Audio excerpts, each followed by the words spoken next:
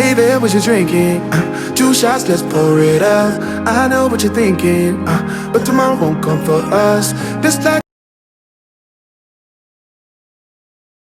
Hi everyone, welcome to Savita ನಿಸು YouTube channel. ನಾನು ನಿಮ್ಮ ಸವಿತಾ. ಇವತ್ತಿನ ದಿವಸ ಏನು ಖುಷಿ ಸಮಾಚಾರ ನನಗೆ ಅದರಲ್ಲೂ ಅಂತ ಹೇಳಿದ್ರೆ, ನಮ್ಮ ಮನೆಯವರು ನಮಗೋಸ್ಕರವಾಗಿ ಒಂದು ಚಿತ್ರದುರ್ಗದಲ್ಲಿ ಚಿಕ್ಕದಾಗಿ ಚೊಕ್ಕದಾಗಿ ಕಟ್ಟಿದಂಥ ಮನೆಯ ಒಂದು ವಾರ್ಷಿಕೋತ್ಸವ. ಇಲ್ಲಿಗೆ ಇದು 5ನೇ ವಾರ್ಷಿಕೋತ್ಸವ ಅಂತ ಹೇಳೋದಕ್ಕೆ ಇಷ್ಟಪಡ್ತೀನಿ. ಹಾಗಾಗಿ ಇವತ್ತು ಬೆಳಗ್ಗೆನೆ ಬೇಗನೆ ಎದ್ದು ನಮ್ಮ ಮನೆಯೆಲ್ಲ ಕ್ಲೀನಿಂಗ್ ಮಾಡಿಕೊಂಡು ಬಾಗಿಲಿಗೆ ಪೂಜೆ ಮಾಡಿ, ಹಾಗೆ ಚಿಕ್ಕದಾಗಿ ದೇವರಿಗೂ ಪೂಜೆ ಮಾಡಿಬಿಟ್ಟು ಇವತ್ತೊಂದು ಸಣ್ಣದು ಸ್ವೀಟ್ ತಿನ್ಕೊಂತ ನಾವು ಸಂಭ್ರಮಿಸೋಣ ಅಂತ ಹೇಳ್ಬಿಟ್ಟು ಈ ವಿಡಿಯೋನ ಮಾಡ್ತಾ ಇದ್ದೀನಿ. ನಿಮ್ಮ ಅಭಿಪ್ರಾಯ ಏನು ಮನೆ ಬಗ್ಗೆ? 5 ವರ್ಷ ಕಂಪ್ಲೀಟ್ ಆಗಿ ಬರ್ತಿದೆ. 5 ವರ್ಷ ಕಂಪ್ಲೀಟ್ ಆಗಿರೋದು ಎಕ್ಸ್ಪೆಕ್ಟ್ ಮಾಡಕ್ ಆಗ್ತಾ ಇಲ್ಲ. ಇಷ್ಟು ಬೇಗ 5 ವರ್ಷ ಆಗ್ಬಿಡ್ತ ಮನೆ ಕಟ್ಟಿ. ನಾವು ಸ್ವಂತ ಮನೇಲಿ ಇದೀವಿ ಅಂತ ಅನ್ನಿಸ್ತಾ ಇದೆಯಾ? ಫೀಲೇ ಇಲ್ಲ ಅಲ್ಲ? ಬಾಡಿಗೆ ಮನೇಲಿ ಇದು ಅಭ್ಯಾಸ ಆಗೋಗ್ಬಿಟ್ಟಿತ್ತಲ್ಲ. ಸ್ವಂತ ಮನೆ ಇದು ನಮ್ಮ 8ನೇ ಮನೆ. ನಮ್ಮ ಸ್ವಂತ ಮನೆಗೆ ಬಂದಾಗ ಇದು 8ನೇ ಮನೆ, ಗಂಟು ಅನ್ನಂಗೆ ಮಾಡ್ಕೊಂಡಿದ್ದು. ಅಷ್ಟೇನಾ? ಏನು ಫೀಲ್ ಆಗ್ತಿಲ್ವಾ? ಏನು ಫೀಲಿಂಗ್ ಏನಾಗ್ತಿಲ್ಲ. ಇದು ನಿನ್ ಮನೆ ಅಂತಾನೆ ಫೀಲ್ ಆಗ್ತಿಲ್ಲ ಅಲ್ಲ, ನಮ್ಗೆ ಏನು ಅನಿಸ್ತಾನೆ. ಹೊಸ ಮನೆನೇ ಇದು ಬಂದು ಪ್ರತಿ ಸಾರಿ ಚೇಂಜ್ ಮಾಡೋದು ಹೊಸ ಮನೆಗಳು ಇದ್ದು. ಹಂಗಾಗಿ ಇದು ಒಂದು ಹೊಸ ಮನೆ ಅಂದ್ಕೊಂಡಿದ್ದೀರಾ? ಕಷ್ಟಪಟ್ಟಿದ್ದೀರಾ? ಕಷ್ಟಪಟ್ಟರು ಅದೇನು ಫೀಲಿಂಗ್ ಅನಿಸ್ತಾನೆ ಇಲ್ಲ. ಹೌದಾ? ಹಂಗಾದ್ರೆ ಇನ್ನೊಂದು ಮನೆ ಕಟ್ಕೊಡ್ರಿ ನನಗೆ, ಇದಕ್ಕೂ ದೊಡ್ಡದಾಗಿರೋದು. ಆಗ್ಲಿ, ಒಂದು ಸ್ವಲ್ಪ ಸ್ವೀಟ್ ಅಂತ ತಿನ್ನಿಸ್ತೀನಿ ನಿಮ್ಗೆ. Happy birth anniversary. ನನ್ನ ಮಗಳಿಗೂ ಕೊಡ್ತೀನಿ. Happy 5th anniversary, home anniversary. Thank you. ನಮಗಾಗಿ ಕಷ್ಟಪಟ್ಟು ನಮಗೊಂದು ಮನೆ ಕಟ್ಕೊಟ್ಟಕ್ಕೆ ತುಂಬಾ ಥ್ಯಾಂಕ್ಸ್. ನಮಸ್ಕಾರ.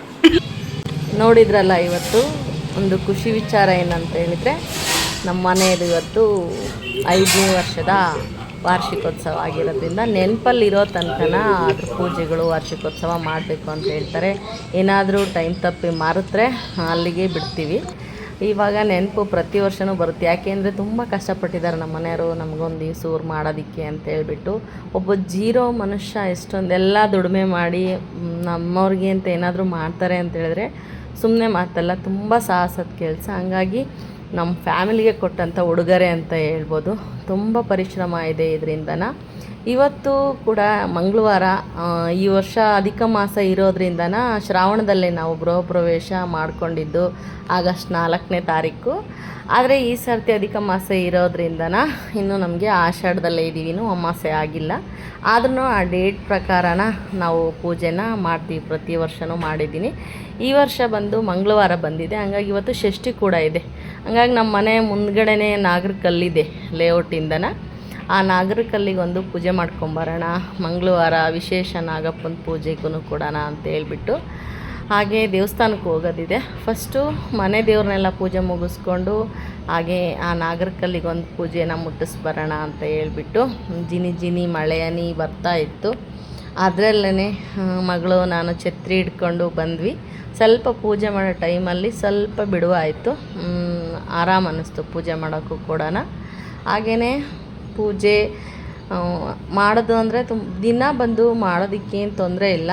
ಆದರೆ ಟೈಮಿಗೆ ಸರಿಯಾಗಿ ನಾವು ಮಾಡಿಕೊಂಡು ಹೋಗಿ ಅಲ್ಲಿ ಹೋಗಿ ಮನೆಗಾದರೆ ಒಂದು ಪತ್ರೆ ಇಟ್ಬಿಡ್ತಾರೆ. ಏನೇ ಒಂದು 2 ಹೆಜ್ಜೆ ಹೊರಗೆ ಹೋಗಿ ಮಾಡೋದು ಅಂತಂದರೆ ತುಂಬಾ ಒಂದು ಯೋಚನೆ ಮಾಡಬೇಕಾಗುತ್ತೆ. ಹೆಂಗಿರುತ್ತೋ ಹಂಗೆ ಹೋಗೋಕ್ಕಾಗಲ್ಲ, ಇದು ಮಾಡೋಕ್ಕಾಗಲ್ಲ ಅಂತೇಳ್ಬಿಟ್ಟು ಹಿಂಗೇನಾದರೂ ವಿಶೇಷ ದಿನಗಳಿದ್ದಾಗ ಹೋಗಿ ಸ್ವಾಮಿಗೆ ನೀರಿನ ಅಭಿಷೇಕ ಮಾಡಿ ಒಂದು ವಿಭೂತಿ, ಗಂಧ, ಅರಿಶಿನ ಇಟ್ಟು ಒಂದು ಸಣ್ಣದಾಗಿ ಮನೇಲಿ ಇದ್ದಿದ್ದೊಂದು ನೈವೇದ್ಯನ ಮಾಡ್ಕೊಂಡು ಬರೋ ಅಂಥ ಒಂದು ಸ್ವಭಾವನ ಇಟ್ಕೊಂಡಿದ್ದೀವಿ.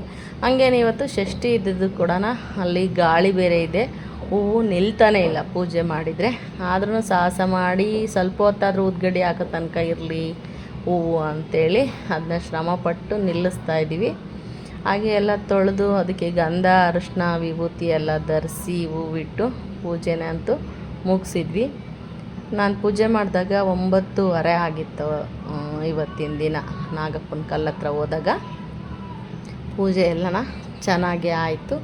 ಮನೆಯವರು ಇಲ್ಲ ನನಗೆ ಟೈಮ್ ಆಗುತ್ತೆ ನೀವು ಮಾಡ್ಕೊಂಡು ಬರ್ರಿ, ನಾನು ರೆಡಿ ಆಗ್ತೀನಿ, ನನಗೆ ಹೋಗೋಕ್ಕೆ ಕೆಲ್ಸಕ್ಕೆ ಟೈಮ್ ಆಗುತ್ತೆ ಅಂತೇಳಿ ರೆಡಿ ಆಗ್ತಾಯಿದ್ರು. ಮಗಳು ನಾನು ಇಬ್ಬರು ಹೋಗಿ ಪೂಜೆನ ಮಾಡ್ಕೊಂಡು ಬಂದ್ವಿ. ಆತನ ಆಶೀರ್ವಾದ ದಯೆ ಇರೋದ್ರಿಂದನೇ ನಾವು ಇಲ್ಲಿ ವಾಸ ಮಾಡೋಕ್ಕೆ ಕಾರಣ ಅಂತಲೂ ಕೂಡ ನಾನು ಅಂದ್ಕೋತೀನಿ. ನಾವೆಷ್ಟೇ ಕಷ್ಟಪಟ್ರೂ ದೇವ್ರೂ ಕೂಡ ಅನುಗ್ರಹಿಸ್ಬೇಕಲ್ಲ, ಯಾವುದೇ ಒಂದು ವರ ಆಗಲಿ ಕೊಡಬೇಕಲ್ಲ.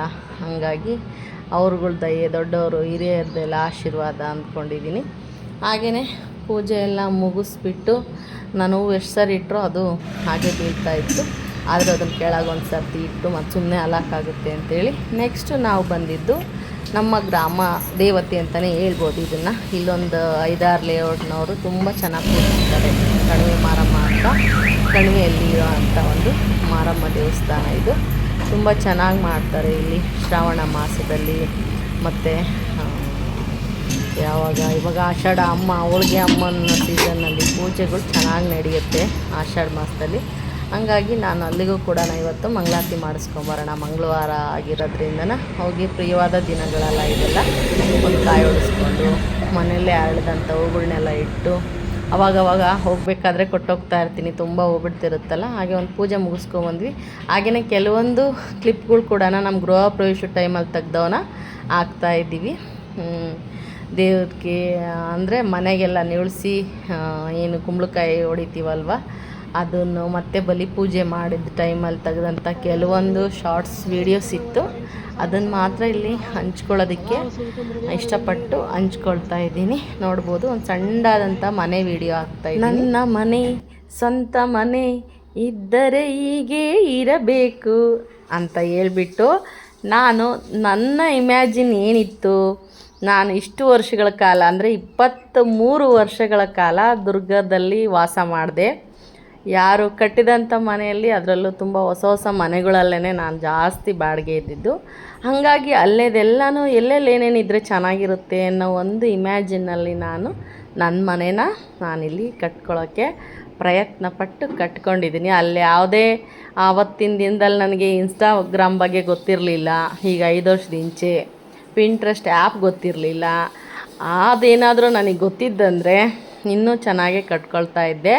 ನನಗೆಷ್ಟು ಅವಶ್ಯಕತೆ ಇದೆಯೋ, ನನಗೆಷ್ಟು ಕ್ಲೀನಿಂಗ್ ಮಾಡ್ಕೊಳ್ಳೋಕ್ಕೆ ಸುಲಭ ಆಗುತ್ತೋ ಆ ಒಂದು ರೀತಿಯಲ್ಲಿ ನಾನು ನನ್ನ ಮನೇನ ಕಟ್ಟಿಸ್ಕೊಳ್ಳೋದಕ್ಕೆ ನಮ್ಮ ಮನೆಯವ್ರು ಯಾವುದೇ ಅಡೆತಡೆ ಅಡ್ಡಿ ಮಾಡಿದೆ. ನಿನ್ಗೆ ಹೆಂಗೆ ಬೇಕೋ ಹಂಗೆ ಮಾಡಿಸ್ಕೊ ಅಂತೇಳಿ ನನ್ನ ಇದಕ್ಕೆ ಬಿಟ್ಟಿದ್ದರು. ನನ್ನ ಮಕ್ಕಳು ಪ್ಲ್ಯಾನು ಹಿಂಗಿರಬೇಕು ಹಿಂಗಿರ್ಬೇಕು ಇರೋದ್ರಲ್ಲೇ ಹುಡುಕಿ ಅವರು ಮಾಡಿ ಕೊಟ್ಟಂಥ ಒಂದು ಪ್ಲ್ಯಾನ್ ಪ್ರಕಾರ ಮನೆ ಮಾಡಿದ್ವಿ. ನೋಡ್ತಾ ಇರ್ಬೋದು, ನಾನು ಹಾಲಿಂದ ನಿಮ್ಮನ್ನು ನನ್ನ ಮಗಳ ರೂಮ್ಗೆ ಕರ್ಕೊಂಬಂದೆ ಡೈರೆಕ್ಟಾಗೆ. ಇದು ಒಂದು ನನ್ನ ಮಗಳಿಗೆ ಮಾಡಿದಂಥ ರೂಮ್ ಇದು. ಇನ್ನು ದೊಡ್ಡದಾಗಿರೋ ವಿಡಿಯೋ ನಾನು ಹಾಕಬೇಕು ಅಂದರೆ ನನ್ನ ಮಗನ ಹತ್ರ ಇದೆ ಪೆನ್ ಡ್ರೈವು, ಅದರಲ್ಲೆಲ್ಲ ಮಾಡ್ಕೊಂಡಿದ್ದಾರೆ ಅವ್ರ ವೀಡಿಯೋಗಳ್ನೆಲ್ಲನ. ಹಂಗಾಗಿ ನಾನು ಒಂದು ಶಾರ್ಟ್ಸ್ ತಗೊಳ್ಳೋಕ್ಕೆ ಅಂತೇಳಿ ತೆಗ್ದಂಥ ವೀಡಿಯೋನ ಇವತ್ತಿನ ದಿನ ನೆನಪಿಸ್ಕೊಂಡು ನನ್ನ ಮನೆಯ ಒಂದು ವಾರ್ಷಿಕೋತ್ಸವ ಆಗಿರೋದ್ರಿಂದ ಹಾಕ್ತಾಯಿದ್ದೀನಿ. ಇದು ಬಂದು ನಮ್ಮ ಒಂದು ರೂಮ್ ಅಂತ ಹೇಳ್ಬೋದು, ಮಾಸ್ಟರ್ ಬೆಡ್ರೂಮ್ ಅಂತ. ಪ್ರತಿ ರೂಮ್ಗೂ ಒಂದು ಎಲ್ಲ ರೀತಿಯ ಒಂದು ಫೆಸಿಲಿಟಿನೂ ಕೂಡ ಮಾಡಿಕೊಟ್ಟಿದ್ದೀನಿ. ಹಾಗೆಯೇ ಬಂದರೆ ನೀವು ಹೊರಗಡೆನೆ ಈ ರೂಮೆಲ್ಲ ಮುಗಿಸ್ಕೊಂಡು, ಇದು ಮಾಸ್ಟರ್ ಬೆಡ್ರೂಮು.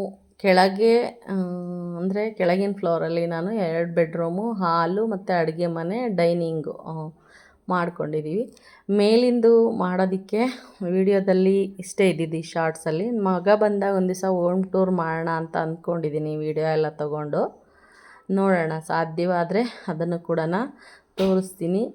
ಈ ರೀತಿಯಾಗಿ ನಾನು ನನ್ನ ಅನುಕೂಲಕ್ಕೆ ಏನೇನು ಬೇಕು, ಯಾವ್ಯಾವ ಜಾಗದಲ್ಲಿ ಏನೇನು ಇರಬೇಕು ಅನ್ನೋ ಒಂದು ದೃಷ್ಟಿಕೋನದಿಂದ ಈ ಒಂದು ಮನೇನ ನಾನು ಕಟ್ಕೊಂಡಿದ್ದೀನಿ ಅಂತ ಹೇಳೋದಕ್ಕೆ ಇಷ್ಟಪಡ್ತೀನಿ. ಇದು ಬಂದು ಕಿಚನ್ನು. ನನಗೆ ಸ್ಲ್ಯಾಬು ಬಂದವರೆಲ್ಲ ಹೇಳ್ತಾರೆ ಸ್ವಲ್ಪ ಹೈಟ್ ಆಯಿತು ಅಂತ. ನನಗೆ ಎಷ್ಟು ಮಟ್ಟಿಗೆ ಎತ್ತರ ಬೇಕು ಅಂಥೇಳಿ ನಾರ್ಮಲ್ ಸ್ಲ್ಯಾಬ್ಗಿಂತ ಒಂದು ಅರ್ಧ ಅಡಿ ಎತ್ತರ ಮಾಡಿಸ್ಕೊಂಡಿದ್ದೀನಿ. ನೋಡ್ತಾ ಇರ್ಬೋದು, ಇದು ನನ್ನ ಕಿಚನ್ ಕ್ಯಾಬಿನೆಟ್. ಇದಷ್ಟು ಡೈನಿಂಗು ಕಮ್ ಕಿಚನ್ ಅನ್ನಂಗೆ ಮಾಡ್ಕೊಂಡಿದ್ದೀವಿ ನಾವು.